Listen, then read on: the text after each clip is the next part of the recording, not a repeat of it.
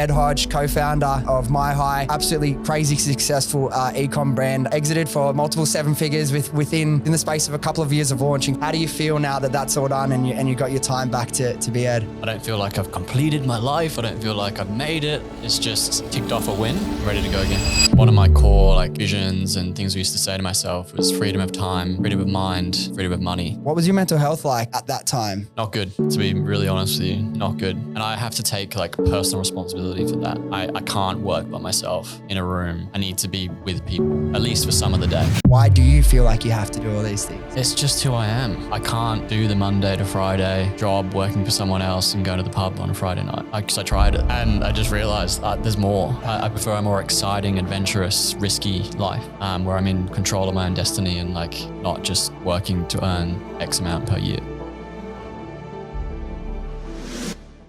Just quickly before we get started, guys, if you've been enjoying the podcast, can I please ask that you consider leaving a 5-star review and subscribing on whatever platform you've been listening? It really helps the podcast grow.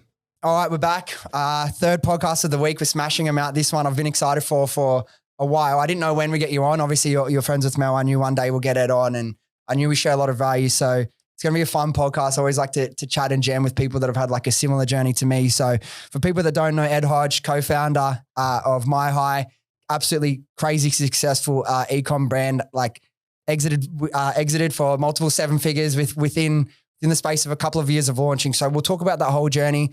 Towards the end, I'll pick your brain on some of that things that business owners should be thinking about when they're starting to exit, because I feel like for a lot of business owners, that's a really important thing. And until you've gone through that experience, people don't get it. It's such an unknown thing. So we'll get there, but that's jumping way ahead. First thing I want to say is congratulations on that. I know it's a process to when you're selling a business to get out. How do you feel now that that's all done and you got your time back to be Ed? It's strange, to be honest with you. It's one of those things where you dream of it for so long. Yep. You work up to it. It happens. It's amazing. But then it's like you're back at ground zero, So it's not, I don't feel like I've completed my life. I don't feel like I've made it. It's just I've ticked off a win, which is good. But I'm ready to go again. Yeah. I feel like there wouldn't be too much time in between needed to refresh and recharge. Yeah. I was chatting to Mel and she was talking to me about explaining some of the stuff you did. And she mentioned something that you said that you're a free agent now. Yeah. I was like, that term, being a free agent, honestly, I'm like, fuck it. A small part of me, I'm not going to lie, was jealous. Because as I was just saying, I love everything I do, but I just do so fucking much. And I'm like, what would life be like if I had just had nothing? I could do anything I wanted, a completely clean slate. It's I know I wouldn't be able to sit down not doing anything for long. Where do you see the future of business for Ed? And we'll rewind and we'll go through your journey to get here. But as someone that's had some success, you've built relationships, you've got experience, there's so many opportunities and options that now, come your way. You can go in one of a million different directions. How have you been processing all that? And where's your mind leaning towards for the future? Yeah, it's funny. A few years ago, I thought when I'd have a big success like this, and you are a free agent, you would want to take time off. Yeah. And I thought maybe I'd want to go live in the jungle and learn MMA for 6 months or just meditate for 6 months and do nothing. But I'm already straight back into it. So already just having a ton of conversations with people about new ideas, and really it's important. I guess now I do have time. I can take my time in choosing the next thing I'm going to do. So that's really cool that I can take my time, make sure. I think it's super important to make sure you're doing the right thing. I see so many people, especially in ecom, launch brands with products that probably aren't going to work because they've rushed into it, haven't done the necessary due diligence. So yeah, having a lot of chats with people about different ideas, taking things slow but not too slow. And yeah, the future is more brands. It's exciting because I'm the same. I imagine I'd be the same if I was in that position. It's maybe you don't have to jump straight back into work straight away, but it's you're not going to be able to turn off all the ideas or the thinking about what's next, what sort of business model, what sort of industry or niche do I want to be in now. I know something that you're personally really interested in and educated on is the whole health and wellness space. for you, what's more important for your next move? Is it more the industry, or is it like black and white? It's got to be ecom, or I want to build an agency. What's more important for you for the next step? So the next step, I want to go bigger. So, we were just above 8 figures in revenue for our last brand, sold in 7-figure-ish range. And I want to do ecom again, and I want to go bigger. So that's what I'm thinking. And that's my specialty is ecom, growing ecom brands. And we grew the last one pretty fast. So I want to do that again. And I mean, I wouldn't go into fashion, for example. Yeah. Like, I'm not a big fashion guy. I don't know anything, and it's very difficult to grow a fashion brand, but I do know health and I do know wellness. So it's really a matter of just loving the product and being like, you know what? I've got a great idea here. I would love to talk about this all day. I would love to make content about this all day and just passionate about it, which for me, is probably going to be health and wellness. Could be something else, but I think it's going to be wellness. Yeah. For that, you made a good point. Like, you want to, now that you're in the position that you have the time, you have the resources behind you, that you're in no rush to jump into anything you don't want to do. What do you recommend though for someone starting their first business? Do you feel like it's really important for the first business someone launches in the e-com space to really love and be obsessed with that niche? Or do you feel like you can maybe have less weighting on that and more weighting on, hey, it's your first brand, pick a product that ticks the most boxes in terms of the criteria, has the most upside, isn't oversaturated. You might not love it. Like, do I love laser hair removal? Do I love hair removal? Obviously not. Was I super still like passionate about learning and everything that I could give to my life? Yes. But now a few years down the line, that sort of changes, right? What's your advice to people when they're starting about that? Do you think they should pick it like a full passion, or? Yeah, I think it depends on the person. We all operate with different operating systems, different beliefs, different values. So some people would work super hard if they knew that the product they're selling is a good product and could really work because it does tick those criteria. Some people would work really well if they just knew they loved the product, So I would think it just self-awareness. Like, if you're the kind of person that you feel like if you didn't really love the product, you would get bored in a year, then don't do that. But if you're the kind of person that could stick through with a product that they're not, hugely passionate about, but they know they can make it work, then do that too. So I don't have a one size fits all answer to that, but I think you really need to know yourself. Yeah. Like for me, I would get super bored if I tried to launch like an accounting business. Yeah. So like my perspective has changed on that as well. Like you're always going to change, but it's like just doing the fucking thing is the most important part at the start. Like, what do you think's the main reason? Because you're in ecom circles, like with people killing it. I'm sure you see a lot of people that are not, or are just starting or trying to figure it out. Why do you think so many people don't get past like the idea phase? I've got all these amazing products I want to launch, or blah, blah, blah, but they never actually do it. Human nature, man. Yeah. A lot of humans are lazy. Yeah. Like, it's the same. You could apply this business thing to getting fit. Everyone talks about, I want to have a 6-pack.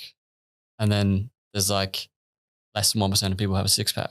So unfortunately, a lot of humans are lazy. A lot of humans talk, and not a lot of humans do. And so it's the same applies with starting business. I mean, I'm sure you could probably count on both hands your mates that have said, I want to start an ecom business. Yeah. And they haven't. Yeah. So yeah. Like for me, I think there's two things that stop people. There's one, and this is the one that probably a lot of people aren't fully fucking consciously aware of yet. It's the fear of failure. If I actually try in something, is what I think, and I fail, then I'm a failure. But if I don't even try, then, they have that mental out in their head. And also the other thing that I feel like actually stops most people in terms of the process, it's like they might have that early inspiration, motivation to do it. They might have a good product idea. But as you know, in business, it's so much about problem solving and figuring out things you don't know. And it's like, some people can't handle that. They'll get to a problem that they're like, holy shit, I don't know how to fix this. It's easier just to resort back into comfort. Was there ever a moment for you where like early in the process that you ever had those thoughts, or you were just like, once you realized it was entrepreneurship for you, building brands, then you knew no matter what, you were going to figure it out? Yeah, no matter what. Yeah. I was lucky enough. So when I decided I want to try running my own business, entrepreneurship. I went to work for an entrepreneur. He was like, I was directly under him, learning everything from him. And he taught me a lot about the mindset kind of things. So I was fortunate. Me and my business partner were fortunate because we both worked for that guy. He taught us a lot about the mindset of problem solving. You're always solving problems. That's business. It's an emotional roller coaster. It's ups and downs and trials and tribulations. So I think I was prepared for it. So let's go back to what got you into business and like when you had these realizations, because you went to Monash, right? You did a commerce degree. Talk to me about that experience. So I when I was in year 12, I knew I wanted to get into business. Spoke to my dad and said, Dad, I want to get into business. What should I do? And he goes, you should work for a company like PricewaterhouseCoopers.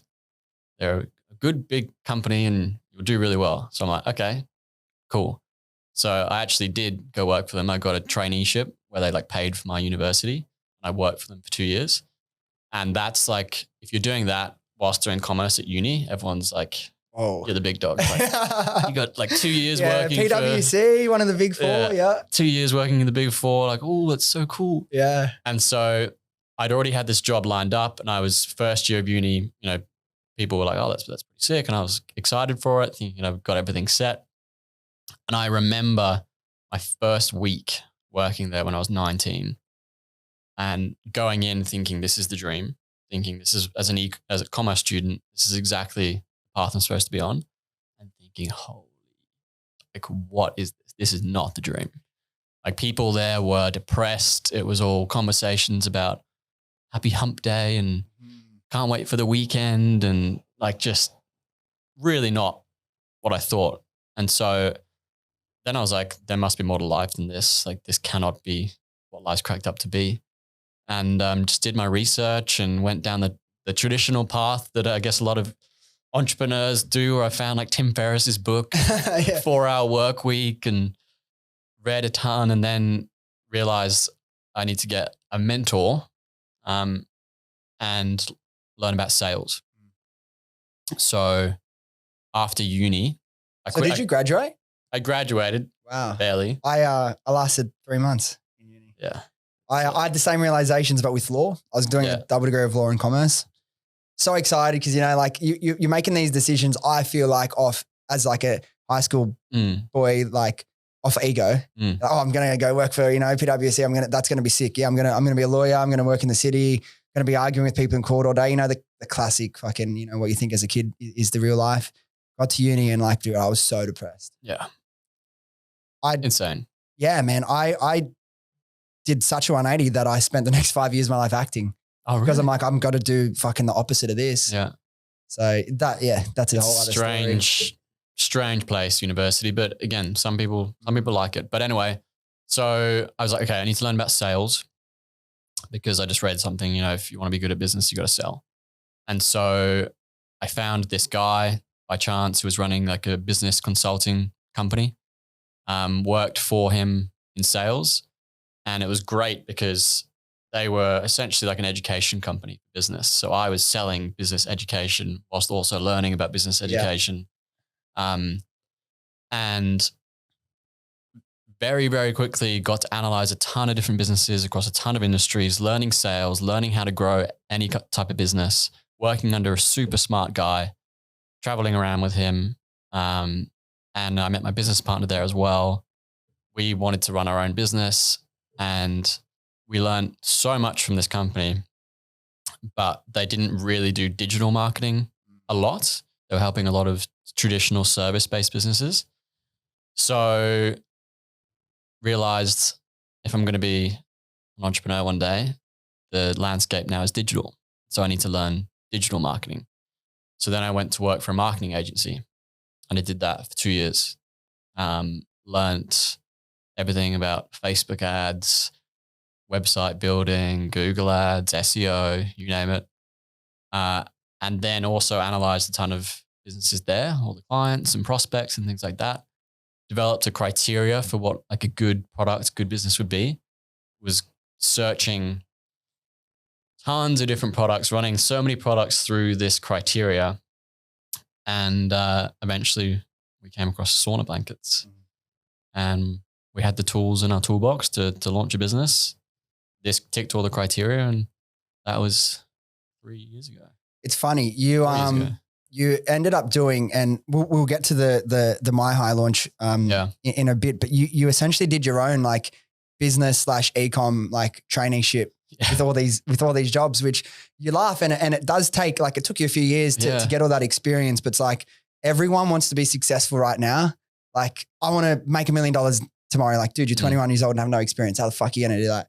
But it's like, because I did a couple of years in sales as well. Once I realized, like, yeah, acting's really fun, but it's like I'm not in control of my own destiny. So I'm like, I need to figure out a way to do that. I'm like, again, my mind is like, what's the coolest shit? Like, what's the best way I can do? I'm not going back to uni to get a degree. I'm like, I'll get into sales. It obviously works with my skill set, and I'll work my way up there, be a sales manager for a big company.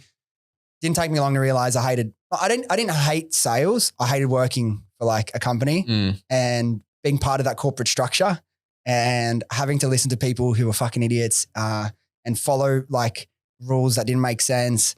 And for me, like my first one was similar in terms of I was working for like a business and like marketing kind of like consulting place as well to small businesses. But like essentially what our actual job was, that's what we told the clients. We're here to help you, learn how to sell and market yourselves better. And there was an element of that. And like, that's what a lot of the calls were focused on. But really what our job was to help like the big media companies like Fairfax and News Corp sell unused ad space. So we're talking like radio and newspapers. And this was only like 2016, 17. Like I felt so fucking bad. Imagine you've got to have a genuine conversation with like a small business saying, nah, man, like this small newspaper ad is what's gonna. So I left that when I started, working on the business. But it's like the selling component, even though it can be a shit job and like making like, I had to spend like 3 hours a day doing cold calls. And I did a lot of cold calls too. Talk to me about like what's some of the biggest skills that, or like what did your time in sales give to you like for the rest of your career, All right, guys, just quickly, I've got some news. I've spent close to the past 18 months building the ultimate program that takes you through the complete process, and I mean the complete process of launching and scaling your very own e-commerce brand from zero all the way up to $1 million plus per year. And now with this program, what you're going to get access to is 15 modules with over 100 training videos and 23 hours of in-depth content, taking you through everything you need to know to build a successful e-com brand. And this is the important part. This isn't just stuff that you can look up on YouTube. This is stuff I've taken from real lessons and experiences building Happy Skin Co. from zero all the way up to an 8-figure per year brand. You're going to get access to loads of custom tools, templates, and calculators that I've used to build and run Happy Skin Co. There's going to be one-on-one mentoring with myself and other expert coaches. And there's also weekly group Q&A calls with myself to make sure you're feeling completely supported throughout the entire process. And now what I've learned from consulting to everyone from people starting their very first e-commerce brand all the way up to brands already doing 7 figures plus per year is that there's a process and a framework to follow if you want to be successful with e-com. Now, if this is something you're interested in, hit the link below and go to join.viralbrandbuilder.com. All the information's there and you can book a call directly with me. Otherwise, send me a DM and we can chat there. Anyway, let's get back to the pod. Oh, massive. It was so helpful. So helpful. Confidence, firstly. Like sales is, speaking to some people that don't want to speak to you, and then turning them from not wanting to speak to you to liking you so much they give you money. It's a very important skill. Frame control, persuasion, understanding psychology. Because at the end of the day, marketing is sales. Marketing is just persuading someone to take action with you, but in a different format. So there's a ton of similarities between sales and marketing because they are very, very similar things. So yeah, I would say confidence and understanding of human psychology and the baseline for marketing and copywriting and things like that super important. And you're always selling as well. Like every conversation is like you're always selling something. Yeah, you're always selling something. And when we're running ecom brands, you have to sell. Yeah. And the ability to just hold the frame in a meeting or control structures of meetings and speaking with big people and important people when you're really confident at it and you can speak eloquently, super important. Yeah, like that's exactly, and that's a skill that you use not just in your professional career, but in your day-to-day life as well. Yep. So it's like, and another thing that I got from that, and it's not like a reason people should do it for this reason, but like, how with no matter what you do in life, particularly ecom, there's going to be days of like stressful periods like anything else, but it's like thinking back to like the days where I had to spend 3.5 hours, like that's tracked time on a phone to people a day, calling people, oh, fuck off, rejected, whatever. It's like, no matter what I have to do now, like it's never going to be that like shit. And not shit as in like, I wish I didn't do it. I'm so grateful I did it because like I said, I got the skills and the experience from it, but it gives you perspective and it's like, it motivates me, not that I'd ever have to, you know, do that again, but it motivates me to continue pushing myself forward because like going back to like resetting back to that level, I never want to have to do that again. And it's like, I was like early to mid 20s doing that as well and I was fine there, but like just same sort of, and I'm conscious. I never want to be a corporate basher because like there are people who listen to podcasts that work in jobs and they love it. If you love it, fucking sick. But it's like the people I was surrounding myself with in these companies, I'd say 85% plus as an absolute minimum didn't want to fucking be there. I agree. That's probably being generous. I catch up with some people that I used to work with and they still don't want to be there. Yeah. But some of them, on the other hand, love it and have incredible lives. And sometimes I'm kind of jealous because it's quite simple and there's not the emotional roller coaster of what we do. But you just got to find your thing. Well, talk to me about that. Like, why do you feel like you have to do all these things? It's just who I am. Like, I can't do the Monday to Friday job working for someone else and go to the pub on a Friday night. Because I tried it. Yeah, same. And I just realized there's more. Yeah. I prefer a more exciting, adventurous, risky life where I'm in control of my own destiny and like not just working to earn X amount per year. So yeah, people realize it as they go through life. They realize, you know what, I cannot do this. And so I took the leap. Yeah. And there's like I was saying, like there's the moments that sometimes you look at those, like that people that are working whatever job in whatever industry that, you know, they genuinely like and enjoy. And you think, fuck, I wish it could be that simple for me. You know, I wish it could be that simple, but I just know there's no part of me that could ever do that. So that's where it becomes so important to have like a level of like self-awareness and emotional intelligence and like realize what's genuinely going to make you happy. And if that is starting a business, awesome. But also starting a business isn't for everyone. No. It's not the fucking answer. Yeah. But like, if you're unhappy, like there's so many options that you can take. Now, from the point that you've had those experiences, you realize, yeah, look, this isn't me long-term. I know you work for that first guy who ended up being like a mentor to you, who's doing some really cool things. Once it gets to the point where you've met your business partner, which was at that place, right? Yeah. What are the next steps to actually going, okay, we're learning a lot about business. We're exposed to people in business. So it's like rubbing off on us. I want to start a business. You want to start a business. Where do you go from there? Yeah. So we tried to start like a video agency back in the day. We had no idea about video. But we had a good network from this business consulting company. And so we took a couple of them on as clients, doing video work for them. We lasted 4 months before we're like, we're not too keen on video. And we weren't that great at it either. We didn't really know what we were doing. This was before the marketing agency, by the way. So we actually started our own like video agency before I went to work for a marketing agency. And then we also had our own little agency with a couple of clients. So started a marketing agency without knowing how to do digital marketing. That was fun. And then I'm like, okay, I need to go back to school and upskill. And so that working at the marketing agency was my upskilling. And then I built the skills. And then we launched MiHigh. So it was a case of like, we jumped in a little early. Although some people jump in and make it work. We jumped in, tried to run this agency thing. Wasn't for us. Upskilled, went into ecom, and it worked. One thing that like has always burned me, because like now, like as I was saying, the first 3 years, it's been a bit over 5 years for us now, right? Yeah.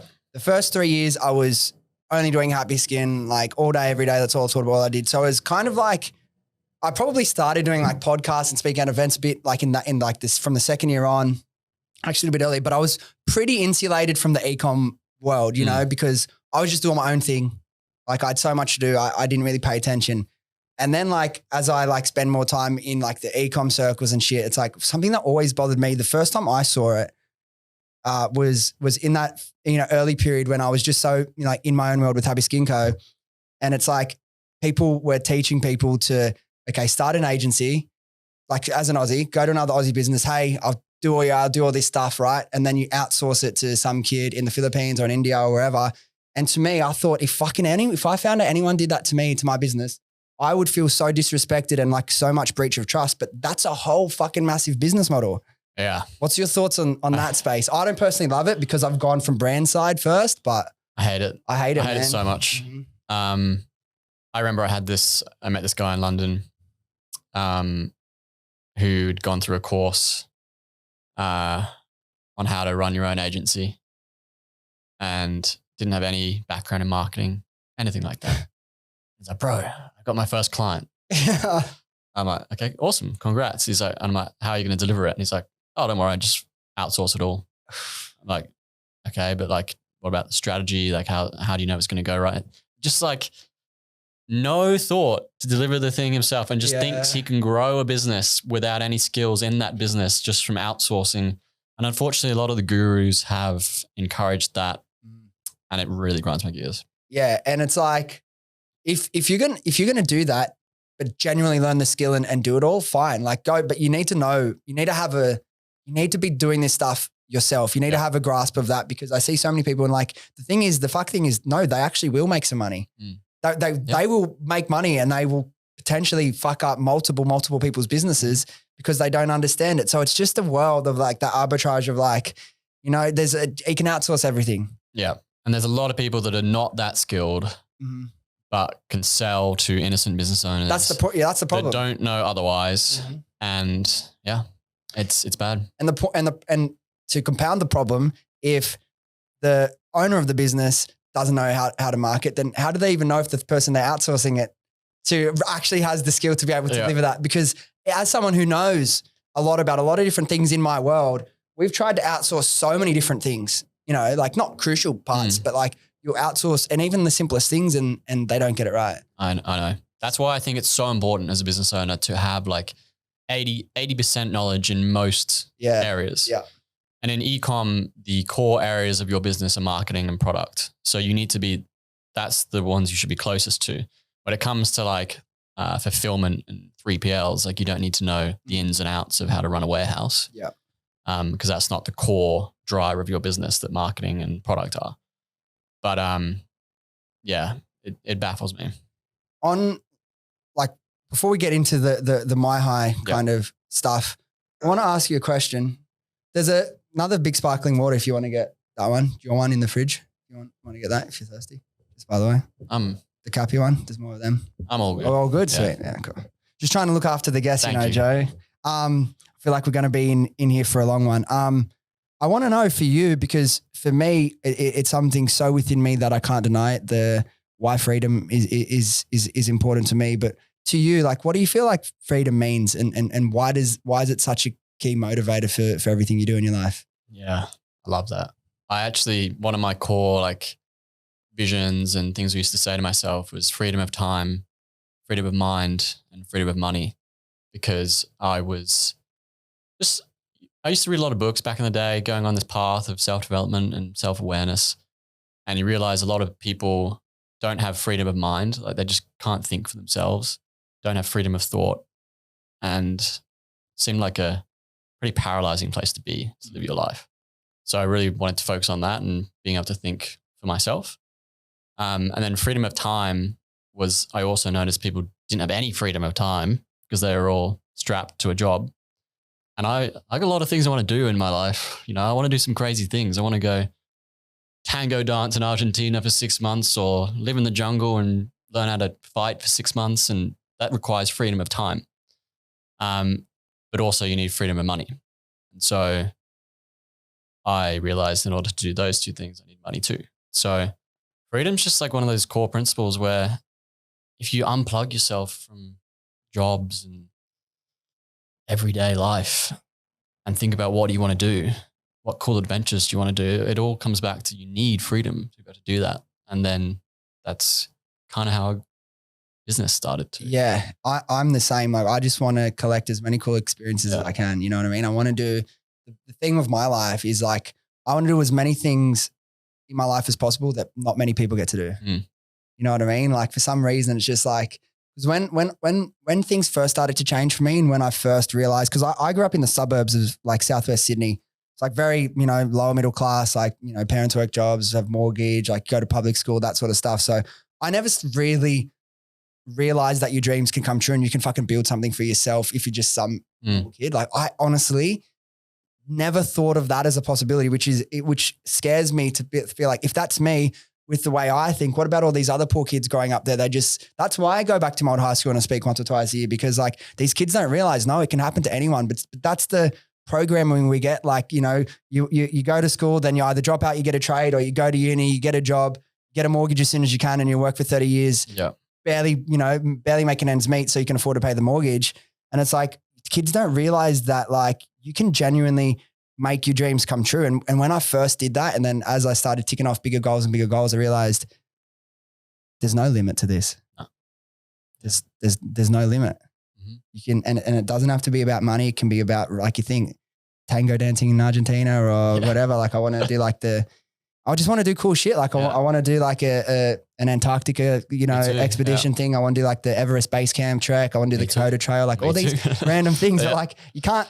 Obviously now, like I'm a little bit of a hypocrite because I work so much, but like I do enjoy what I'm doing and I'm working for a purpose. But like really, I know there's all these things that I can't wait to fucking do. Now, someone that's made a bit of money kind of changes your framing of how you think. But try answer this honestly. Whatever's you truly feel like is real for you, because people do differ. Now, for like the rest of your life or your next business, what's more important to you genuinely? How much money you can make from that venture, or how much you enjoy what you do every day when you wake up? How much I enjoy what I do. I say that because there were times during MiHigh that I was not happy as well. And despite, you know, the success that we had, those were like really miserable days. And I do not want to be going through that ever again. So that experience was good because I know that happiness is the most important thing. And that doesn't come from just money. It comes from a lot of other things that we can go into. So if you can make 50 mil and be super happy every day along the way, then that's perfect. Yeah. But you got to put the happiness first. But because otherwise you won't get the 50. Well, some people might, but if I was unhappy, I wouldn't even get the 50 mil. No. Because my productivity would just decline. I wouldn't get anything done. And also what you realize, like when you've actually, you know, put some runs on the board and you've done some things, is like, I truly believe, like, I know there's things I could do that I could make a lot of money a lot quicker, but it's like, I truly believe so much in myself and my vision, what I'm going to do. If I really can do what I love, then it'll make me all the money anyway. You know what I mean? There might be a lag at the beginning. And that's why I do advocate for people. Like, some people will just want to find for that perfect product that I love so much, blah, blah, blah. All that stuff is great. But like the first step is just buying that bit of freedom, you know, that time freedom, that money freedom. So then you can have the ability to go and do that. Now, you mentioned they're not the only, like, obviously money makes, people that say money doesn't make you happy, I think is stupid, because it's a big contributor to it. Yeah. You know, it's a big contributor to it. It's not the only thing. And there's heaps of billionaires that are so unhappy and so depressed, but it takes a lot of that stress off you for then you to be able to decide, what do I really want to spend my time doing? If you're not happy, you have the ability and the freedom, the time, the space to do the work to figure that out. But what are some of those other things that you feel like is crucial to your life to you know, be happy sustainably long-term? People. Like, I couldn't live by myself, you know, without friends for the rest of my life. I think people, I heard on another podcast recently, you know, someone said, you could be in the worst city in the world, but as long as you had your 5 closest friends with you, you would be having a sick time, you know? That's pretty cool. Yeah. Like, as long as you have people that are your people and you're doing, you know, obviously because they're your people, you'd have shared experiences and shared values that you want to do. So that's the key for me. It's people, and people creates the environment, and then being healthy, because that's another value. Well, health is another massive one, right? Yeah. Like I've got a lot healthier in the past, even just like 6 months, and I already feel. Do you feel it when you make, man. I know some of the changes like that you would have been making. Do you genuinely feel it? Like, I fucking need to commit to more. I've changed a lot. Like I already lived a healthy lifestyle, but like the more like you realize that like things aren't set up to help keep people healthy. No, not at all. No, not at all. So that's a big focus. And I've gotten sick a couple times in the last like year. And prior to like, a few years ago, I was getting sick once every 2-3 years. Yeah. Now, like, things change and I've realized like, fuck no, I have to really prioritize health because things aren't set up to, necessarily make people healthy if you don't consciously think about what you're doing, what you're putting in your body. And it's fucked because like as someone who has so much energy, so much ambition, and just because I'm sick doesn't mean I don't have still don't have the same amount of things to do, but to be sick to the point where you literally can't work. Like there's no point trying to work because you're not going to get it done properly and you're just going to torture yourself. Like it's a really humbling experience to be put out to the point where like you got to take a whole week off work. And then you realize like health is number one. It's the first pillar that everything else gets built upon. What are like some changes that you feel like people, and it doesn't have to be as extreme as some of like the really, detailed, nuanced things, but what are some of the changes that you implemented into your life that has helped you feel better, have more energy, more clarity, that sort of stuff? It was really just cutting out the crap. So I always ate fairly healthily, but you realize like things like anything processed, anything with gluten in it for me, and any excess carbs just like slowed me down like massively. Like if I used to have say carbs at lunch, I'd have a slow afternoon. Yeah. And, everyone talks, especially in the corporate world, about that afternoon. Yeah, the 3 p.m. slump. Got to have my coffee at 3 p.m., etc. But I cut out any sugar, no sugar at all. If I have a sweet tooth, I have like fruit and it tastes incredible, nothing processed, no gluten and like no carbs until the evening apart from like fruit.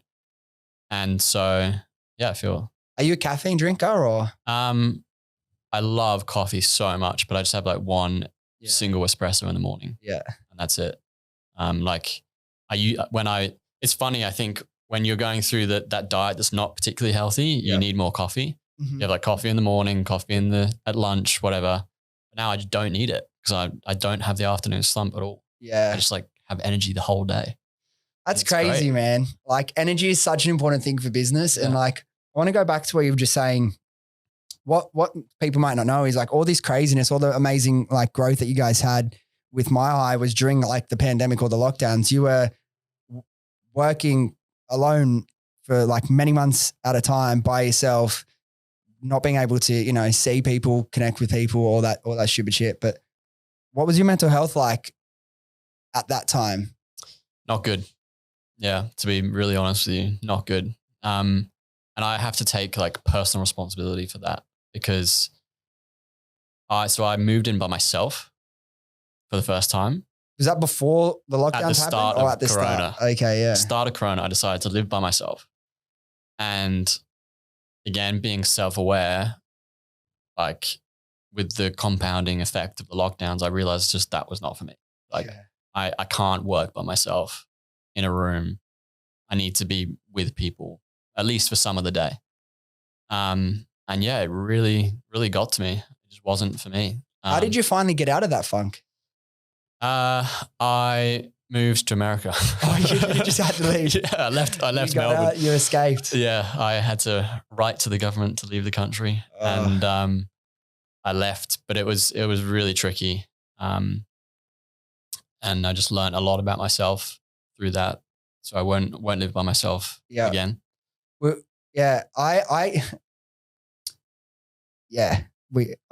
don't worry about that. I'll tell you later. But we were talking before we started recording about like this dream of yours, this idea. And I think it's really interesting. And I think it hasn't really been too much discussed in Australia as much because we approach things kind of differently here. But you've obviously identified that you work better, when you're working with other people, when you're surrounded by other people going after it. And everyone knows, they've all heard the cliche saying that is so true, that you're the product of the 5 closest people around you. Yeah. Talk to me about like how different the experience is for you when you're set up in a house working with someone who's also going after it, or working with a group of people going after it. And like the idea that you had, and I'm sure many people have had it, but like to like do like the hype house style with all the TikTok creators, get some ball and play somewhere, get a bunch of business owners. And could you imagine how much you'd be pushing each other forward, how excited you would be to going after? You can leverage each other's experience, you can bounce knowledge, all that sort of stuff. Compare the two models for you and why you think one's so much better. It's incredible. I think as men, we are naturally competitive, and it is so powerful having like that healthy competition and support of another guy with you. So like Tate, for example, spoke about it with his brother. Like if he does 500 push-ups, I'm going to do 501. You know? So I have it with my housemate at the moment. Like, you know, we go to CrossFit at 7 a.m. and sometimes we used to go 6 a.m. And sometimes if I was living by myself, I would sleep in. Yeah. But we are smack. If one of us up before the other, we all smack on the door and make sure the other person gets up and abuse the hell out of them if they don't.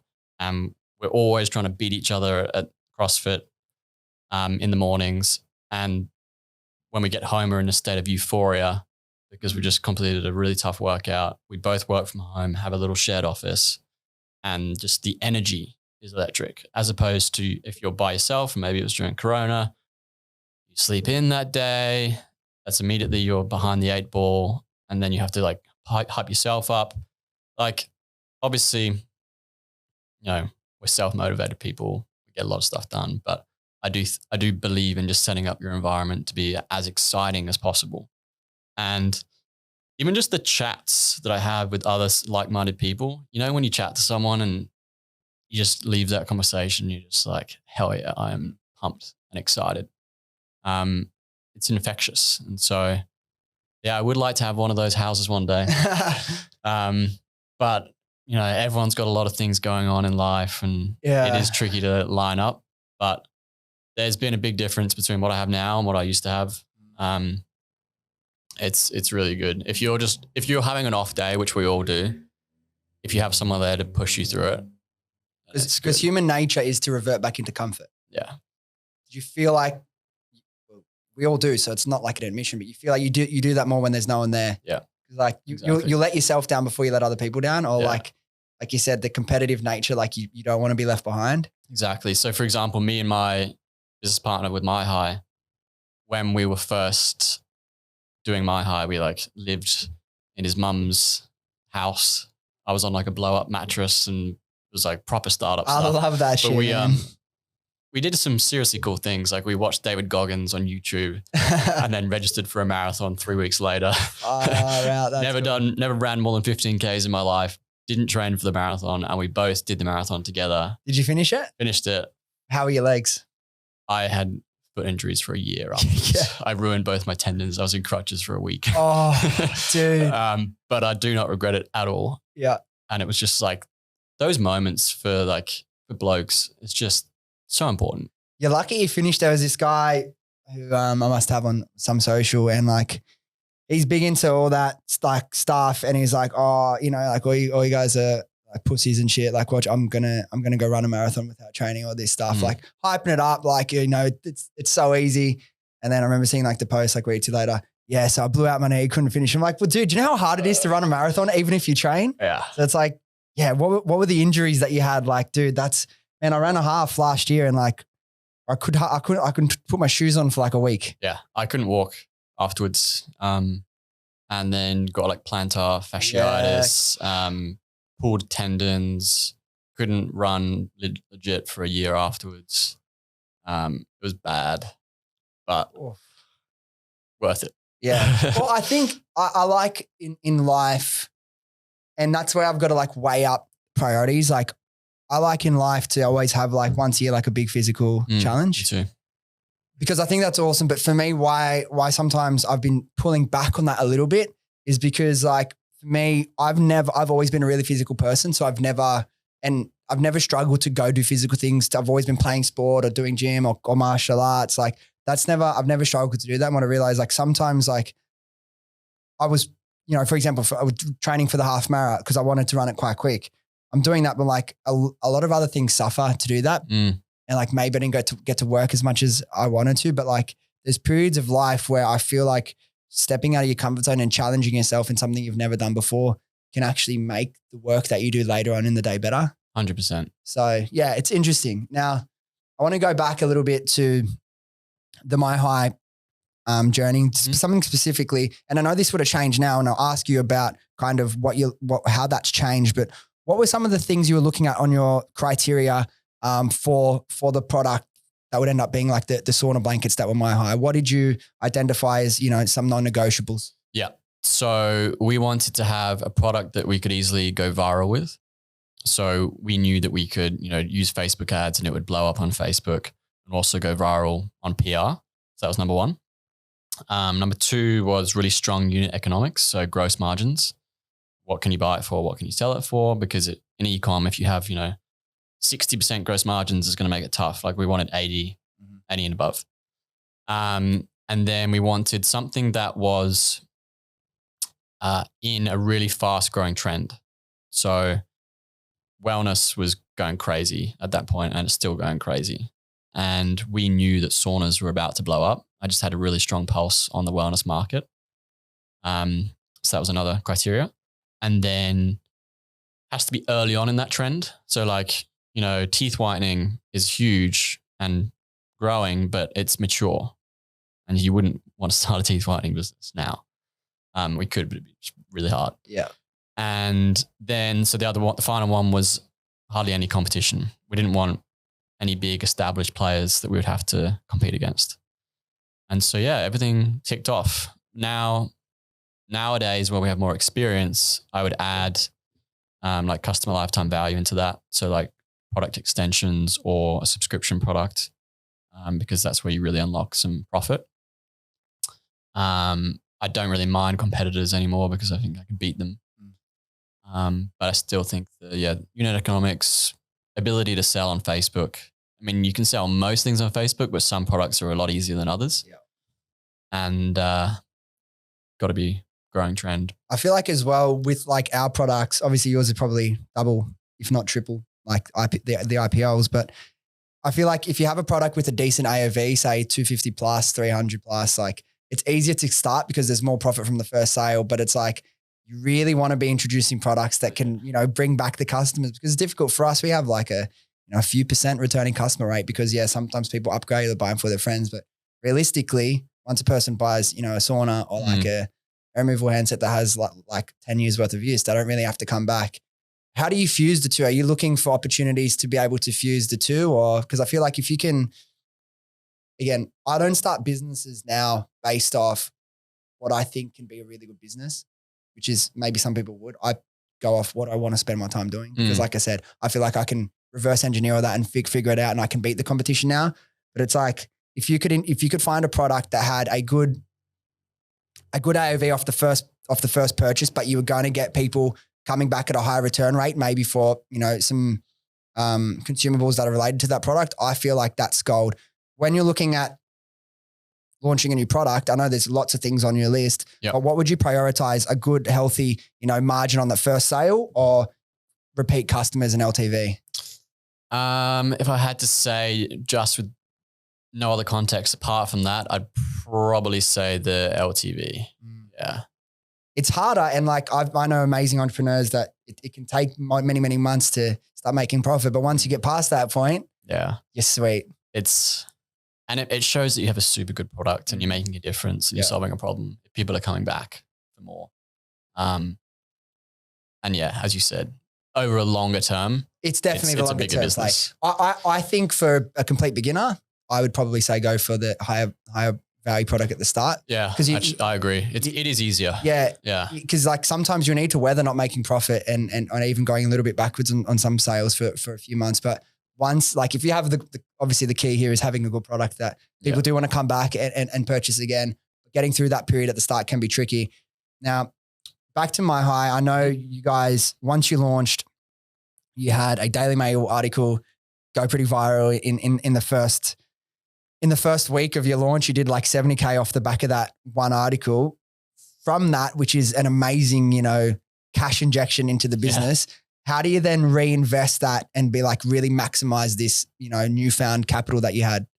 Yeah. So that was wild. I remember we did a soft launch in April with some influencers, and Daily Mail contacted us saying, "Hey, can we do an article on you?" So That's I'm like, cool. "Fuck yeah, you can do an For article." sure, yeah.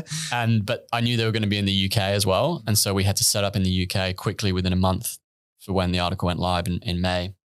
So we put ourselves into pre-order in the UK.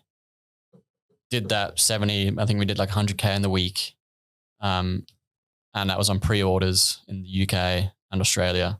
So frantically kind of speaking to customers, just reassuring them about the orders and things like that and making sure everything was fine with the 3PLs. And then it was just like, all right, we've got a credit card. We've got this money in the bank, although PayPal held most of it. Fucking PayPal. I took PayPal off the last thing we started doing because they're don't get me started. bro. I'm not putting PayPal in any of my business anymore. Like unless I absolutely have to, if people start asking, but they are a joke of a business. Cancel PayPal. Honestly, bro, you remember that bullshit? And their fees, if you ever have to do a conversion, they're split. Oh my God. Anyway, so we just put like $3,000 a day into Facebook ads. And that's so good to be able to do early on, man. Yeah. I mean, we got an Amex. I can't remember how much this limit started at, but they give you pretty high limits. And immediately the ad spend was always on the Amex, collecting those frequent flyer points. You've been flying pretty often, eh? Oh yeah, it's incredible. Yeah. And yeah, it worked. You know, we did $1 million in the first like 4 months, I think it was. Yeah. Yeah, for 4. Again, so similar to Hyperscan. I think we were very similar, like 3.5 months. And just Facebook ads worked. We did have, a little bit of a plateau after that in terms of like, you kind of always want, okay, how quickly can we scale this? Mm-hmm. And then you start having to learn about cash flow management, inventory management, more advanced Facebook tactics, getting better at creatives and all that stuff. So that did take a while, but it was a good start. What point, because you were still like, you had some like small other like businesses and things you're doing. At what point in this did you fully stop everything else and just work on this? I had some consulting clients that I was working with that were pretty much paying myself and my business partner. So you didn't have to pay yourselves, right? Yeah. So I brought in these clients and that gave us enough money to live off. And I think after 4 months, when we did the first $1 million, like, okay, time to say goodbye. And that was so cool. How cool is that? Like what moment do you still like, I don't know, what's the moment, the biggest milestone that honestly created the most happiness in your life? I will say probably 2 of them from the early days. So one was the Daily Mail day. I remember I was driving to my mum's house and my mum at this point was still very scared that I was starting my own business. And she's like, Ed, be careful. Yeah. I hope you've got a job to go back to. And I was staying at my dad's house in the morning and that was back when we still have the Shopify sale notification sound on. Cha-ching. Cha-ching. Yeah. And I woke up to a couple of cha-chings and I texted Wyatt. I was like, bro, like something's happening today. Like why are we getting so upset? And then I got in the car, drove down to my mum's and cha-ching, cha-ching, cha-ching, cha-ching, like was going mental. And then I realized the Daily Mail article had come out and I got to my mum's house. It was like 11 a.m. in the morning in Australia and phone went mental and it was just cool. Like my mum was super proud. I was super like excited and nervous and like, holy shit, like this is actually working. And then mum was freaking out. Mum's partner was freaking out and we had a little, champagne. Still like haven't proven myself yet. Like it's just like the first week of my online business. And then it kind of quietened down and then at like 9 p.m. cha-ching started again and that was the UK. So, we'd done like 30, 40 grand or something. And then we suddenly did 70 grand in a day in our first ever week of an ecom brand. And that was pretty cool. I still think the first few months are like the most fun you ever have in business. Yeah. It's like, man, I remember I was still working one of those sales jobs. I actually had to quit after like 2 weeks because we were fucking so busy already. But then I had to do my 4 weeks. So I was still there working for like at least a month when I had the business, maybe a little bit longer.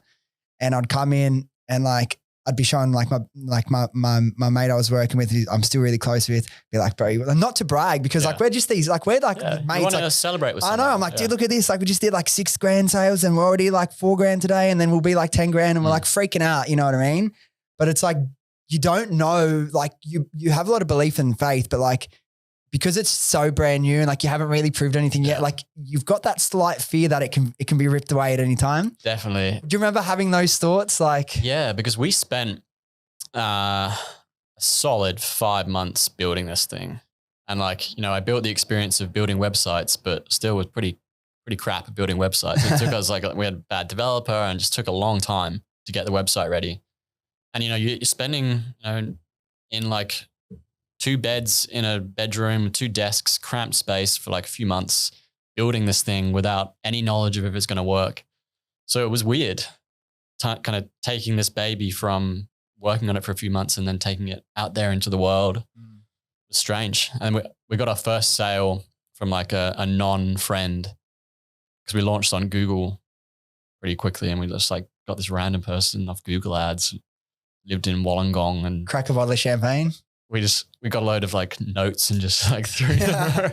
But it was like, $500 sale and from a stranger on Google ads. And it was like, all right, we're off. Fuck, dude, I still, because of like because I do all the mentoring and consulting, like I went back recently and looked at like some of the key moments from my journey, just so I could, you know, put some information around it. And like, dude, watching the videos of us cracking champagne, we're high-fiving, honestly, like we were making probably like $1,000 a week. And then we're making like, the third day we launched, we had our first influencer post. And this is a story I've told before. We'd had one sale, 11 p.m. the first night from a Facebook ad. So just getting in bed. George calls me. He's like, bro, we just got our first sale. Jumped out of bed, drove over, cracked a bottle of champagne, fucking sweet, hung out for a couple hours. And then third day, we didn't have any sales on the second day. The third day, we had our first influencer post. We made $5,500 between 7:30 and midnight, and like another like few grand the next day. Bro, that was like, we put 10 grand each into the business. That was almost all our savings. By the end of the first week, we had like doubled that.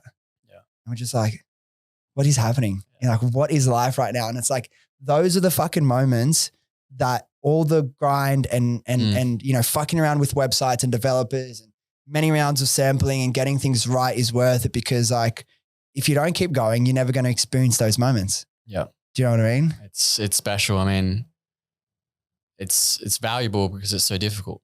Right? Exactly. Yeah. Like, the euphoria from those moments can only be created because of all of the work that's gone into it beforehand. You don't get euphoria from like something that you've worked for half an hour for. No, you get exactly. Euphoria from something that you've worked for months on end for. And that's how you experience those like really, truly incredible lifetime moments. Do you think you'll ever, because obviously we've done well, but like in the grand scheme of things, there's businesses 10 times, 1,000 times bigger than ours, right? Still, that being said, and the sky's the limit for things that we could do. Do you think anything will ever affect you as much as that first time, or be as fun as that first time? I don't know, really. I'd like to think it will keep getting better, but I'm not sure. We'll see. I mean, like you said, it's weird. Once you make like $1 million, you realize. Because like, it doesn't affect me anymore. It doesn't affect me anymore. Yeah. That stuff. Yeah. Do you know? I think when you get like true freedom perhaps, or you just have to reevaluate your For me, goals. I feel like it's now like when we have like certain guests on the podcast, like those are the things I'll be like, fuck. Because now I'm trying to create experiences, remember? So it's not about like, unless I do like some like, you know, multiple 8-figure, 9-figure exit, like obviously that's changing my life again to a level that I'm not experiencing now. So it's like, whenever you can take a big step up or a big fucking change, like it's like the adrenaline you experience. I feel like it's a drug that like, why we keep coming back every day. I feel like what you said, the experiences are the things that will give me the euphoria in the future. Like, so, you know, like you talked about Everest, like doing an Everest trip or completing like a huge hike in Nepal or something, or even like doing some charity work in Nepal, like building a school or something. That would be the next like euphoric high, because the first euphoric high was like, okay, I need to get into business in order to do all these things later on in life. And then when you like finally realize you can have a win in business, you get that euphoria. But yeah. Well, why don't we we could do it right now. Why don't we? Do what? Fuck, why build another business? Why don't you go do all that shit? I'll go do Everest. Yeah, Everest, Machu Picchu, whatever. Like, yeah, because I want to do one more. But you say one more now, it better not be one more again. Yeah, I know. I have certain financial targets I want to hit. Yeah, exactly. Yeah, before people, you have to balance all this stuff, right? Like, and I think we're pretty similar. You want to do a lot of life experience things too, but you suddenly found yourself tied in with all these things, right? So yeah. But I have like some financial things I want to hit in order to live the life I want to live, with like a family and things like that, and be able to live around the world. And so I want to stay aligned on that path. And then once I'm truly getting there, with ecom next time around, I can manage it better so that I can potentially take some time off. Because I know how to delegate, know how to build a team, or just grow it again, sell it. You mentioned like the type of like boys you want to surround yourself with, to get that, healthy competition. You just mentioned family. And I know it can be difficult as someone who's so driven, has such high standards in every aspect of life. What is it that you're looking for in a potential partner one day? Oh, that is such a long conversation. In summary, it would be a woman that is very much in touch with her femininity, is extremely excited to be a mother and raise a family. Someone that I can joke about, and she can be one of the boys almost in terms of her humor. Definitely detached from the modern toxicity in the world. And yeah, intelligence, values health, and just a best friend at the end of the day as well. You could talk about it for hours. You could write this list of all these things, but I think you blend all that criteria into intuition, and then you let intuition take over, if that makes sense. Yeah. Like your intuition is formed through logical thought anyway, in my opinion. Yeah. So yeah. With all that as well, like on, detached from all that modern whatever's going on, I'm such a big believer, genuinely to my core, everyone should be able to do whatever the fuck they want. You should be able to feel how you feel, do whatever you want, be with whoever you want, right? It's like the part that like I feel like goes missing sometimes is like, it's not actually, is it an original thought of yours? Is that something you really want, or was that like drilled into you over the years and you didn't even realize? Yeah. That's the difference, right? Still, I'm fucking be whoever you want. But is that really what you want, or were you fucking influenced? It's tricky because we're all influenced. Oh, for sure. In everything. And in ways we don't even know. Yeah. Life can turn out so many different paths simply because of who influenced you. And not even like societal things, because that's a whole other thing, but like childhood experiences, childhood trauma, that sort of stuff. We're shaped in ways that we still don't understand. It's really crazy.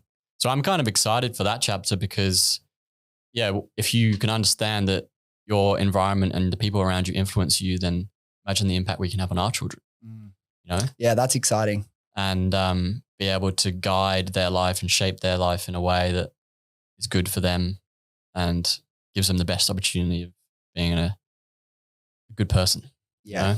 It's pretty cool. That like, it's just goes down, I think, to like, there's no point putting a list of 100 things down. It comes down to like, you just you'll feel it hopefully, right? But I feel like you need to think deeply about these things in order to develop good intuition. And thinking deeply about things is writing things down. So that's my take on the whole intuition.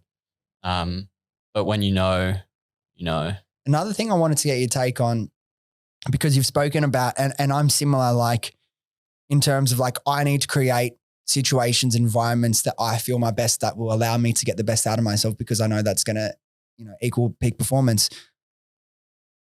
But sometimes I'll speak about motivation, and some people want to brush it aside, be like, you don't need motivation, just got to be disciplined. Like, sure, I understand the value in discipline, but like, why wouldn't I fucking want to do it? Do you know what I mean? Where do you sit on like the motivation, discipline? What do you like to lean more into? A really healthy mix, because at the end of the day, like if someone says all you need is discipline, well, it's like, well, surely, like, do you want to be doing this? Yeah, that's the thing, right? Like, are you not doing this because you want to do it and you were originally motivated to do it? So I think people get motivated to do something really impressive and something difficult that has inherent value. But then when you actually get on the path to do that, that's when you realize that the actual day-to-day activities of achieving that can be quite boring, can be difficult. And that's when the discipline is required. So you have motivation for the overarching goal and discipline to do the daily activities that get it done. Yeah. Like for me, everyone needs a healthy balance of both, right? Yeah. But it's like motivation, but discipline. Like, if I want to be who I say I want to be and be who I'm meant to become, like I'm going to do it anyway. Like, do I want to do it and do it, or do I want to not want to do it, but just do it anyway? So it's like when you're not feeling disciplined that day, check back in with your motivation. That's what I do a lot. To why you want to do this in the first place. So connected about exactly the why. And then, so it's like not feeling disciplined. Okay, get motivated. Okay, I'm motivated. Now I'm disciplined. Yeah. So like, as long as you can continually connect back in with why you're doing it, and things like your environment and people around you will help with that, then you can stay disciplined. Yeah. Like I'm like, there's days and situations where it just has to be pure discipline, right? And I'm a big fan of like Olga and Shoko Willink, that sort of stuff. And there's a lot of value in that. But I know for me as a person, I'm not good naturally, like since a kid, at doing things that I want to do. I've never had that gene. I've never got it. I've never got why we should live our lives and do things that I want to do. So I'd say I'm 80-20, create the motivation artificially or by structuring life, people, practices I do, people I surround myself with. So more often than not, I do want to do it. One of the biggest things for me, and you speak about it and I talk about it a lot with the people I do coaching with, is like, why are you doing all this? Like, if you can truly be connected to your why and feel it and experience every day, like visualization changed my life massively. Yeah. Not only I genuinely believe in like the energetic pool of an exchange of the universe. And then there is a power to that we can't fully comprehend, but also with the motivation piece, if I'm visualizing every day, me living my dream life at certain parts in the future, it might be a year ahead, 6 months ahead, 5 years ahead, 10 years ahead. And I'm really living it and experiencing it and the emotions like it's real, like it's actually happened and it's happening. Then how are you not going to be motivated to put in the work? I know. Do you know what I mean? Yeah. It's visualization and manifestation and things like that. So important, because there will be times when you're not feeling good and you don't want to get the work done and you're like, why am I doing this? And you just check back in. And if you're good at visualization, practice it, you can hype yourself up, get yourself back in the groove. And like find me a successful person that didn't believe it could happen before it did. Find me a successful person that didn't visualize it happening before it did. Oops. Yeah. I'm successful. Yeah. No one just stumbles into that. So what's your relationship? Because I know you're really like into personal development. What's your relationship to personal development? How do you keep leveling up your skills in more of a technical way, but also in like more of a personal way within yourself? Personal development was huge for me when I was trying to figure out the world back when PwC days.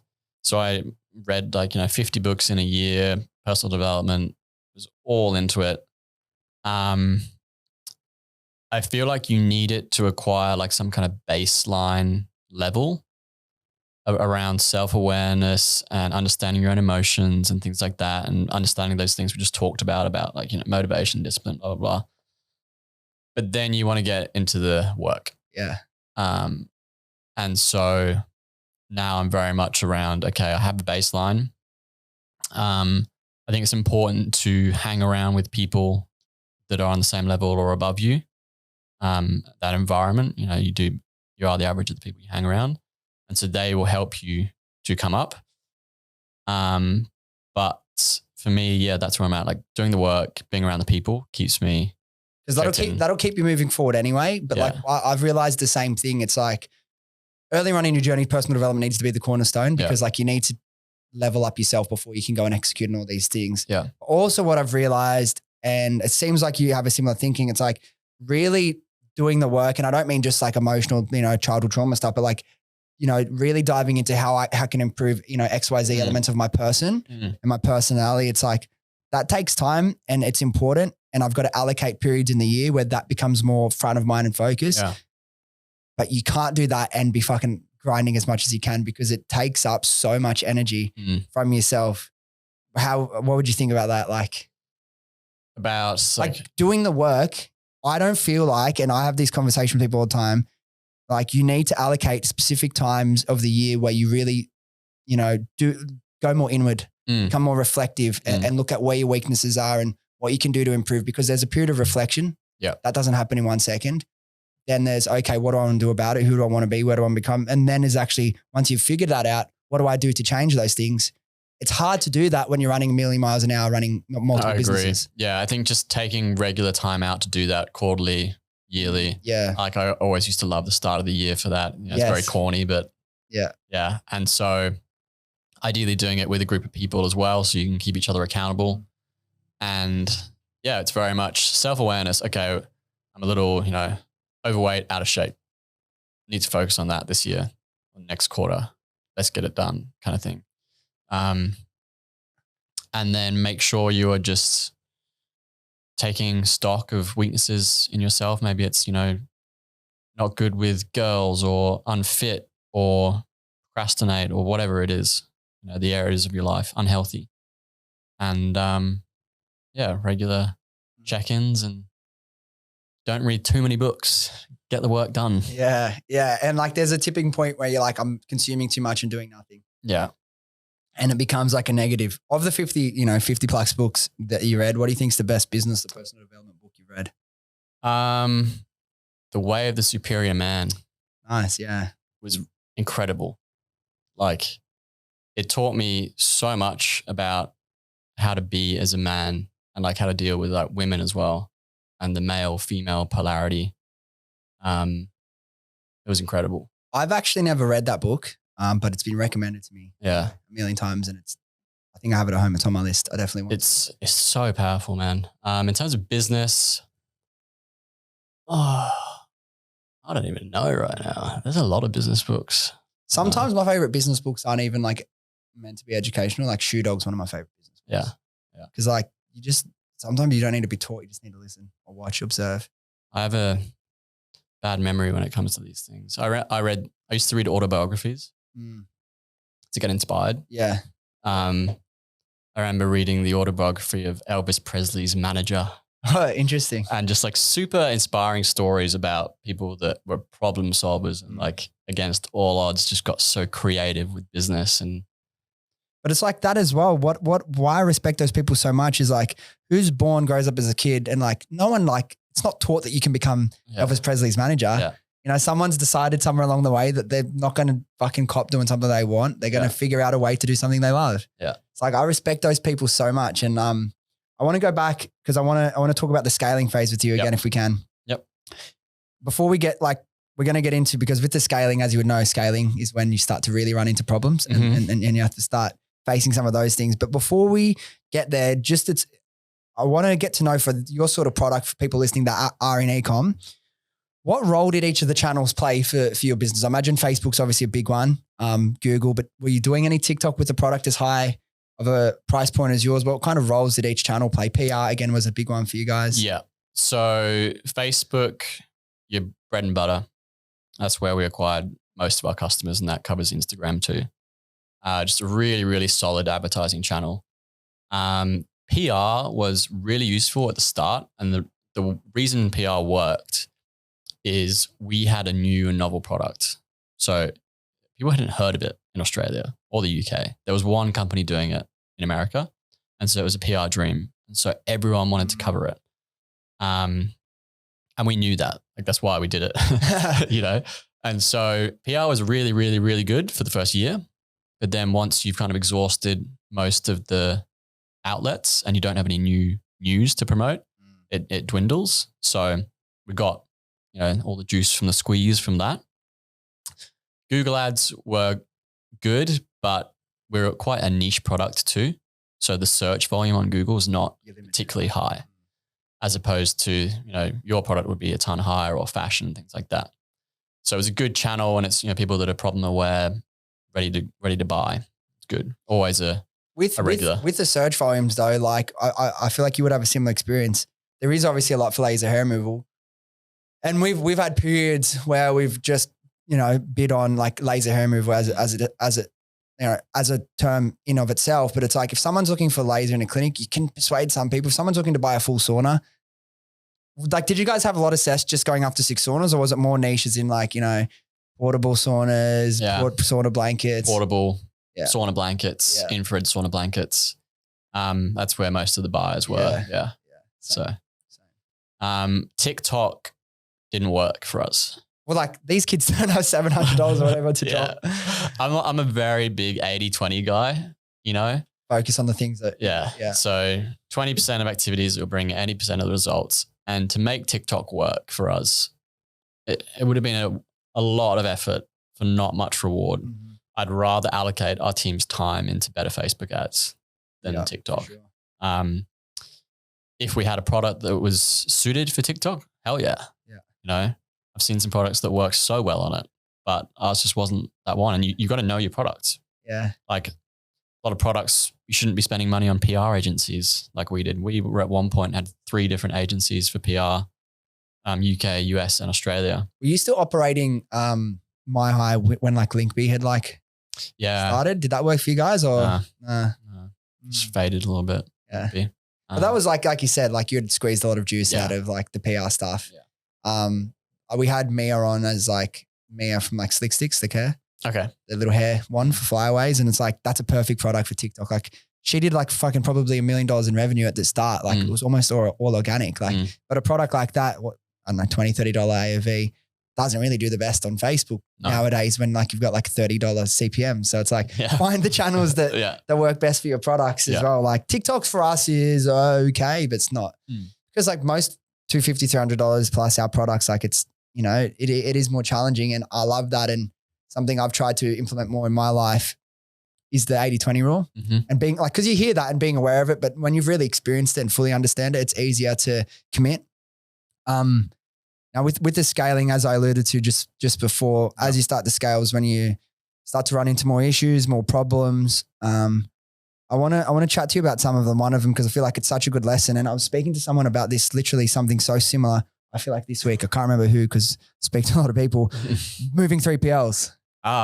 Especially in like Q4 period. Yeah. Yes. Talk to me, explain that whole situation, why you first made that call to do that first, and then what happened. So Q4 2020, Corona was the busiest time in the history of shipping that quarter, and freight prices were up crazy 500%. 500%. Even in bulk was fucking like expensive as, man. Like, and we launched in May that year. We did $1 million by August. So things had scaled up pretty quick, and we're preparing for our first ever Black Friday. But we hated our 3PL, just so frustrated with them, and got a recommendation for another 3PL. You were already a 3PL in the UK? Yeah. So we used this 3PL in the UK. We wanted to go to a 3PL, the same 3PL globally, and got a recommendation for this new 3PL. I thought, it'll be easy to change a 3PL. And so we were doing it at the time of Black Friday. Anyway, so the month of November was like already one of our biggest ever months, but then the freight delays hit. And so we did a pre-order model. So when we were out of stock, we kept on selling, but we were just on pre-order, and we told customers that there'll be a wait. And so one of the ships got delayed by like a week. So a week? Dude, we had ships delayed a month plus. Yeah, I know, but it gets there. Okay. So we told all the customers, sorry, there's been a delay. Expect another week. And then the next week, we got another email from the ship, freight forwarding company, it's been delayed another week. So we told the customers again, sorry, another delay. Anyway, this happened 4 times. And again, now I understand after this experience, you build a buffer into your delivery times. And anyway, lots of ways to do it better. But we communicated to the customers 4 times in a row about delays, which doesn't look good. Doesn't look good at all on us. And people were like, this is extremely unprofessional. Are you even real? Scam. It was very, very bad. And then Black Friday came. We had a huge Black Friday, still no stock. Still selling. Yeah. Hoping it'll come through. Still selling. And then the stock arrived in the UK finally, but our new 3PL said they can't receive the stock. And we're like, what do you mean? It was like some regulatory thing that we needed to do, which would take like another 2 weeks. And our old 3PL had lost one of our pallets, like a couple of pallets as well.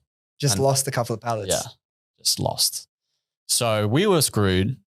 We ended up having to do like a war dog situation. We like hired a freight forwarding company.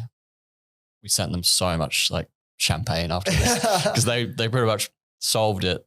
We hired an empty warehouse in the UK, subcontract or just put like some of their team on an hourly wage, sent the container there, like ship it over here. Yeah. Did that, manually sent out all of these packages to the customers in the UK and just pretty much ran our own warehouse for a weekend. What was like, was it all good with the regulatory stuff? Yeah, it's fine. Just like a delay. Because the UK is pretty strict on a lot of yeah. Like and the 3PL was good on them, but they didn't inform us that we had to do this thing. And I really enjoy those problems because it just puts you in this fired up problem solving mode. And so we got to this point where it was bad and it was like a little bit of a crisis for us. And our customer support girl phoned me in tears and was breaking down. And so me and Wyatt, we were in Sydney meeting for the first time since we launched the business when this all happened. Where was he living? Brisbane. You were in Melbourne. And, we had a fair amount to drink the night before this all hit the fan. And the state you want to be making these sorts of decisions, eh? Well, it was good because we were hungover as hell on a Saturday morning and just woke up at 8 a.m., had a ton of coffee and just powered through customer support. We told our customer support girl, relax, we've got it. Don't worry. Like it was early for her. She didn't have to go through this stuff. It was our responsibility. Yeah, for sure. And so just manned the ship and spoke to all these people. I was on the phone until like 3 a.m. every day, just offering to speak to customers. I'm the founder of this business. Let me chat to you on the phone. I want to explain exactly what's happened. So you would just randomly cold call them, say, hey. No, I wouldn't cold call. It would be on customer support. Yep. I'd say the founder wants to specifically speak to you, explain everything that's happened. And I'm confident we can win back your business. And you're going to look back on this and enjoy your sauna and trust us. Did you do that to every single, did you get on the front foot and do that with everyone or just the people that were like requesting refunds and stuff? Yeah, just the people that were, customer support was dealing with all of these emails going, we sent out broadcast emails to everyone explaining what's happened. But then you get people some people are like, cool, no worries. Let me know when it's here. And some people are like, I'm going to sue you. So I just hopped on the phone, had a half an hour conversation, honest and frank, middle of the night for me and whatever for them. And it was great. I used my sales background, really not to sell them on anything, but just because you're comfortable having those conversations. And they were super appreciative by the end of it. And we got out of the situation unscathed and learned our logistics lessons and went forward. What was the success rate of those calls, you think? 100%. Seriously. Yeah. It was because think about it. What founder of a company does that, right? Gets on the phone to speak to an angry customer and is completely frank and honest? Yeah. To the point where I'm like, I'll send you our shipping records. If you really want to know, I'll send you. And so they were really appreciative. Because that was a crazy period, man, for all ecom businesses. Everyone's Facebook ad feedback score was teetering on the edge of because if you have fucking thousands of customers that you haven't been able to get your products and sure, even if 90% are cool about it, that 10% can do a lot of damage to businesses. So if you don't know how to manage that effectively, it's going to be a lot of trouble. And that was a time where it's there were so many unknowns, even for us. We were told, it was before Chinese New Year, so it would have been just after that, that we had paid actually, we needed to get this stock and it was so hard to get space, even on these ships, we were there, we were told it's loaded on the boat. Sweet. We'll update you once it's, on sea with a ETA. Didn't hear anything for a week. Nothing. Another week. Nothing. We follow up. What's going on? Oh, that's all good. We'll get an update. 3 weeks after it was meant to leave, we find out that either it never was on the ship and they lied, or it got taken off because of, there was like, people were saying they're taking bribes to get shit on and blah, blah, blah, whatever. But it's like, we got us like 6 weeks late. Yeah. Like navigating those fucking conversations with customers in ecom can make or break. Well, obviously we were we're chatting about the other podcast he had, like his experience going through all that shit. Yeah. Didn't fucking work out as it didn't. well. So it doesn't always work. Is there any other like war stories or any other, things that stand out from your time that you learned a lot from? I just want to, you can see an ecom business doing 600 grand a month, whatever, and you might think they're absolutely killing it. But even after that, in the first year, we had to take loans. We were like getting very creative with cash. And people just have this misconception with ecom. It's like, oh, you do 600 grand this month, you must be rich. And it's like, well, I've got to finance the next 3 months of inventory and that's like $300,000. So no. Yeah. So there was a lot of like threading the needle of cash, which is part of the game. So that was fun. It's another like misconception with ecom. Like, I suppose it's because of like, we did make a lot of profit pretty quickly, but like most people don't. And like it's just not a real expectation because like, again, if you can find and that's what it's all about. Like obviously picking a product is the most important part of like the whole start of the business. Because if you don't pick the right product, you don't have the right timing, then it's going to like, you can still win, but it's going to be so much harder, particularly if you're a beginner. And like, I know it's difficult. People want to start, people want to take action and just like go and start and learn. And I agree with that as well. But I would spend, if I was like a relative beginner, and my advice to people was like, I know you're working with me and you want to, take action and build the business as quick as you can. But even if it takes you 3 months to find the right product, if you can be patient enough to do that and you do find something, again, it's all similar. Is there an interest that's building? Is it not already oversaturated? Is it something that you can create viral content that's shareable that people want to talk about? If you can't find something that ticks those boxes, like you can definitely be successful in business. It's just going to be a lot harder. Yeah. Like take the time to get the product market fit right, because then like the rest takes care of itself. Like you put the good product that works in front of the right people at the right time. Exactly. And like it's so much easier to sell. Like you said, trying to start a teeth whitening brand now, like good luck. We'll start to kind of wrap up, but I do want to get your thoughts on like, just like a few things with like the process, maybe some advice for ecom owners and founders. Now, one thing that would be good to get your thoughts on as someone who's gone through this process pretty quickly, like I alluded to, was kind of the exit process. Now, for the people that are in businesses or always have a clear vision of they're going to go through that process one day, what sort of prep work do you need to do and what sort of information do you need to prepare and fully understand before you go and sell a business? Accounting. You need to know your numbers extremely well. I'm talking like, why was your freight inbound 6% higher in January 2021 than December 2020 kind of thing? Yeah.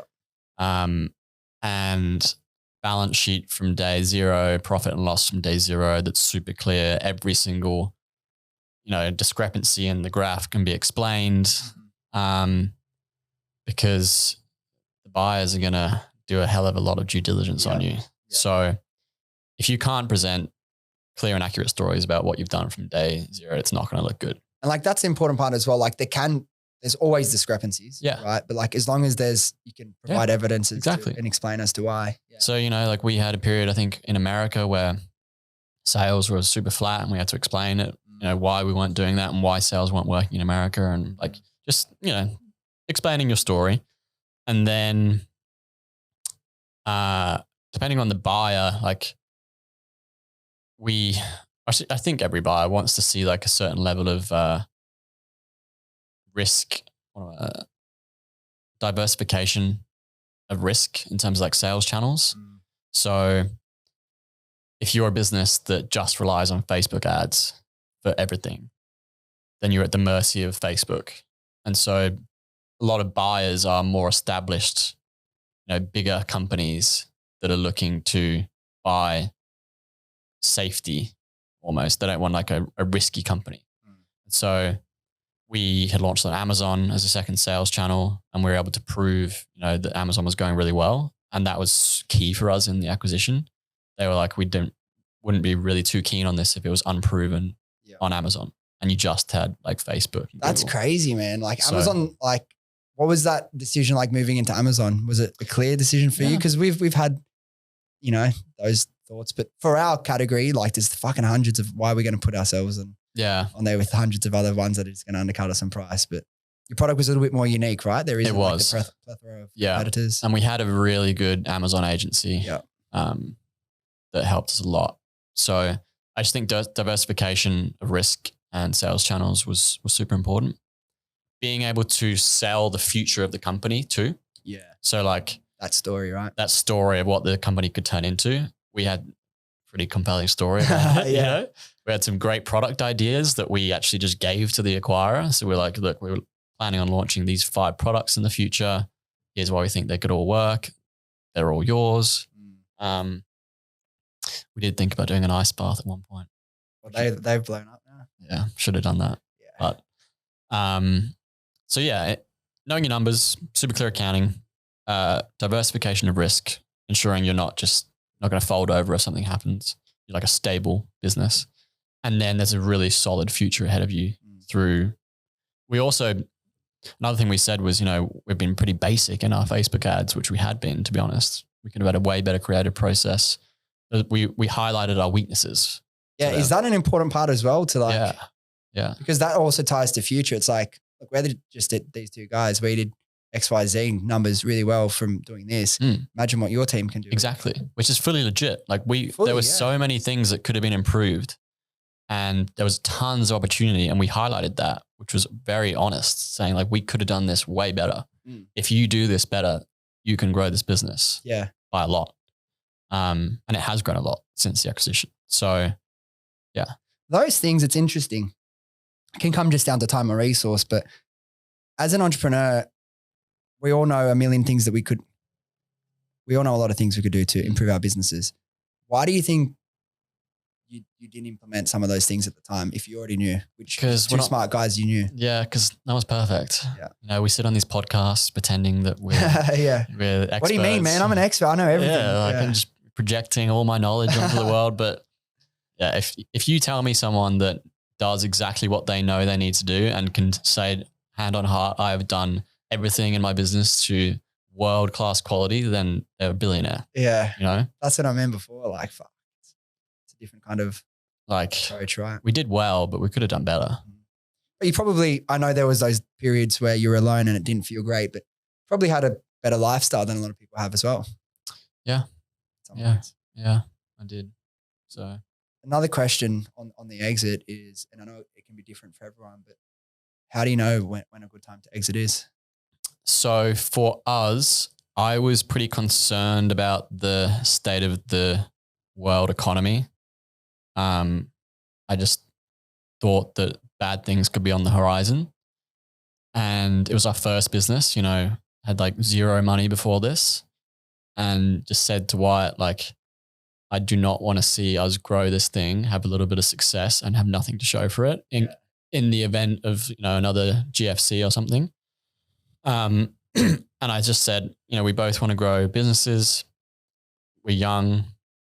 Why not get an early win on the board?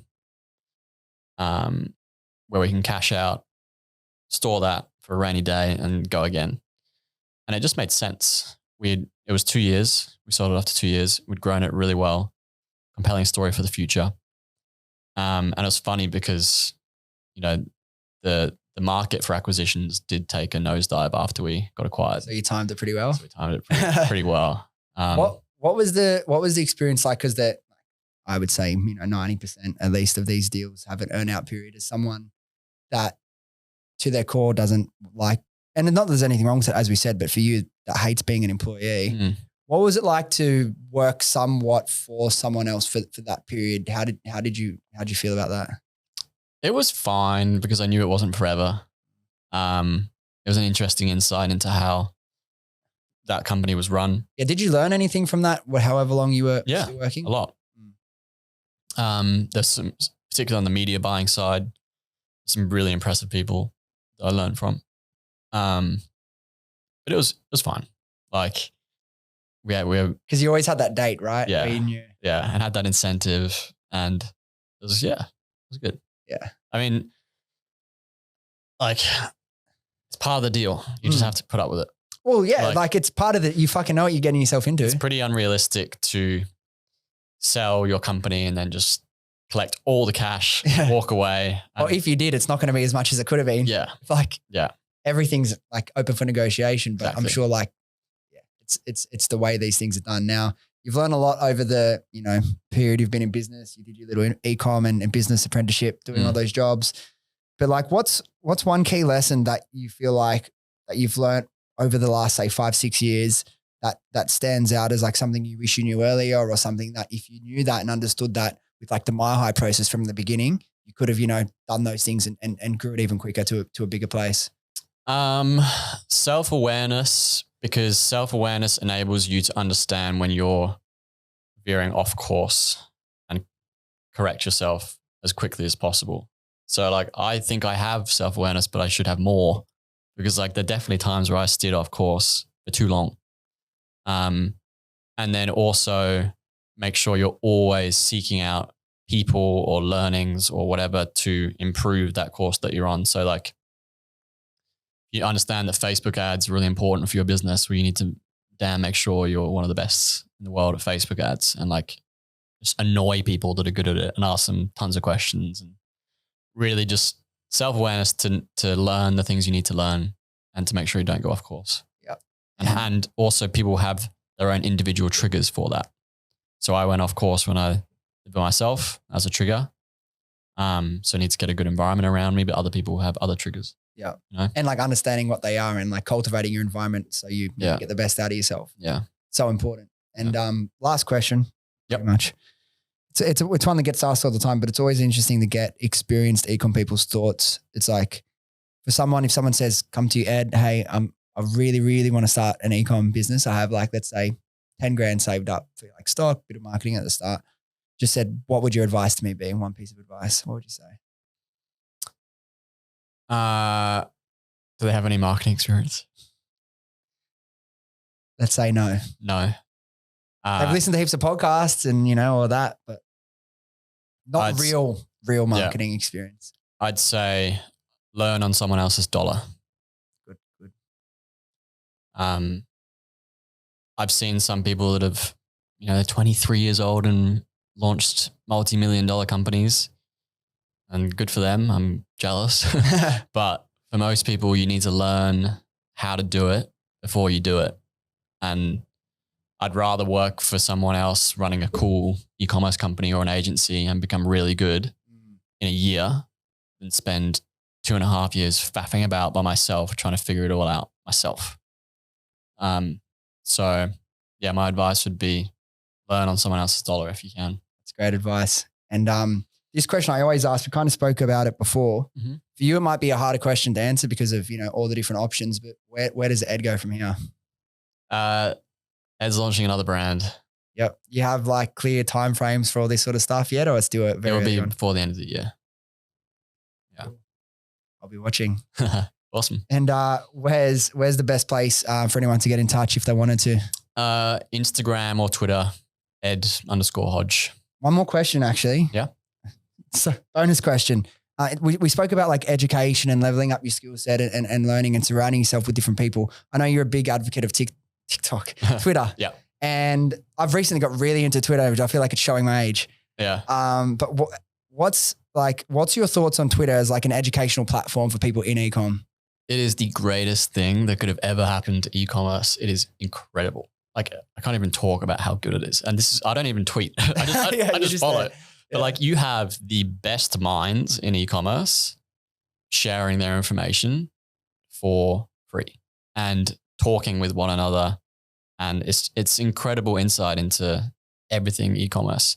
Now, obviously, again, come back to self-awareness, or not self-awareness, but I guess general awareness. You need to know who's kind of selling things, who's perhaps faking it, and who are the best people. But I go on Twitter and like, I'm saving 10, 15 things a day of just gold advice. So if anyone's like starting off in ecom, just go to who I'm following and follow all of them, and then just unfollow the, ones that are like finance or whatever, and just follow the ecom people. And immediately you could get a playbook for how to run ecom. It's insane. Fucking crazy, man. Yeah. I was going to say like, okay, where does someone start? But don't even worry. Just go look at who Ed's following and stuff. But honestly, like why waste time? Like obviously once you get a bit of a grasp at do your own research and find your own people, but fuck yeah, man. Very quickly you'll realize that you just need to know Facebook ads, conversion rate optimization, basic psychology, persuasion, copywriting, design, outsourcing, business strategy. You write all down the categories, you find the best people on Twitter, you save all the best resources, and bam, you've got a playbook. That's it. Yeah. And there's no fucking excuses. Yeah. We'll leave it there, man. Fucking great chat. Great to connect. Obviously it was all going to happen one day. I'm glad we got to chat and fucking continue to build cool shit together. So it'd be cool to watch each other grow. All right, guys, thank you so much for listening. If you enjoyed this episode or you got something out of it, do yourself a favor, do me a favor, do your friends a favor and share this with them, and they can come along on this journey with us. Thanks again, and I'll see you next time.